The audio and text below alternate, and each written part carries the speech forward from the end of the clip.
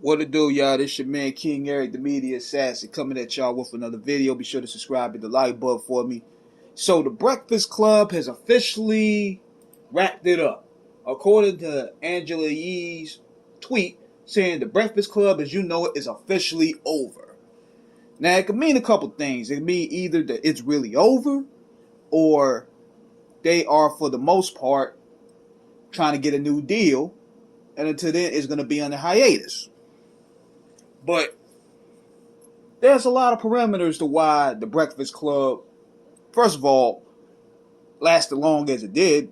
They deserve prop just for that alone. But there's a lot of parameters to why the Breakfast Club is officially over, as Angela Yee will put it. And if it is over, I'm going to tell you why. Now, I'm surprised, number one, that it hung on for that long, considering how Charlemagne has reached out to where he became a brand within himself. Envy has also became a brand within himself after DJing and being on the Breakfast Club. Angela Yee has found her niche with the lip service joint that she does involving, sexcapades. So all three of these guys have pretty much found different lanes to where they don't really need radio or the Breakfast Club for that matter. It could be just some hobby stuff that they're doing.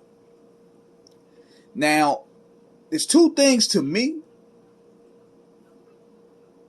that played a role in this. And number one is the fact that rappers have taken over the podcast lane.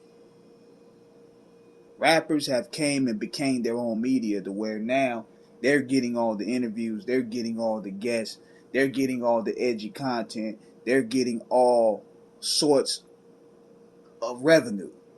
We talking $1 million worth of game. We talking Drink Champs. All those guys. Fat Joe did his show during quarantine.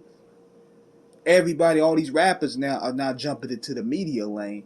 And it's to the point where now, unfortunately, the media buck stops with them. Like, they last in line to get a lot of the views, whereas a lot of these rappers now, they're going to Drink Champs, they're going to Vlad, they're going all these other people. There's too many options out there. So therefore, the Breakfast Club is kind of like being left behind in terms of content. Number two, they became, as they will say, too woke. See, this happened around 2016, 2017 when they really started going into the politics realm. And therefore, they pandered to a lot of liberalism. They pandered to the LGBT community.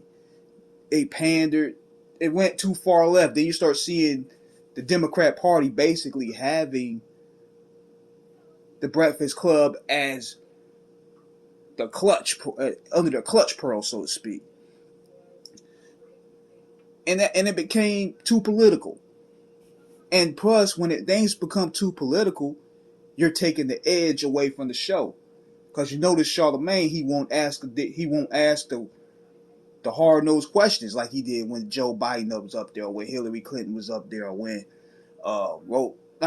Angela Yee and all these other people were up there. You notice that they wouldn't ask all the hard questions that people wanted.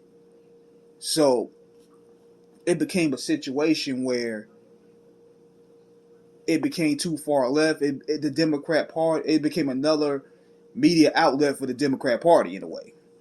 And in return, Charlemagne, protecting his brand and the alleged rape accusations out there, he's trying to pretty much not burn no bridges, so to speak. Because when things start becoming more politicized, they try to keep all the bridges unbroken.